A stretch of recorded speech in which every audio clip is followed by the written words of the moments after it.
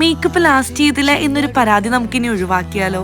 അപ്പൊ summer brides ഈ video എന്തായാലും സേവ് ചെയ്ത് വെച്ച് മേക്കപ്പിന്റെ ആഫ്റ്റർ കെയർ ചെയ്യുന്നത് ഒരു മേക്കപ്പ് ആർട്ടിസ്റ്റും അല്ല, പകരം ബ്രൈഡ്സ് തന്നെയാണ് കേട്ടോ. പ്രത്യേകിച്ച് ഈ സമ്മർ സീസണിൽ ബ്രൈഡ്സ് ആവാൻ പോകുന്നവരാണ് നിങ്ങളെങ്കിൽ കൂടുതലും HD മേക്കപ്പ് ചൂസ് ചെയ്യാനായിട്ട് ശ്രദ്ധിക്കണം. Dewy finish, glass skin makeup ഒക്കെ ചെയ്യുന്നവരാണെങ്കിൽ AC ഓഡിറ്റോറിയംസ് ചൂസ് ചെയ്യുക. അത് നിങ്ങളുടെ മേക്കപ്പിനെ ലാസ്റ്റ് ചെയ്യാനായിട്ട് ഹെൽപ്പ് ചെയ്യും. അതുപോലെ കയ്യിലൊരു മിനി ഫാൻ, ഒരു ചെറിയ ബ്ലെൻഡർ ഒക്കെ കയ്യിൽ കരുതുക.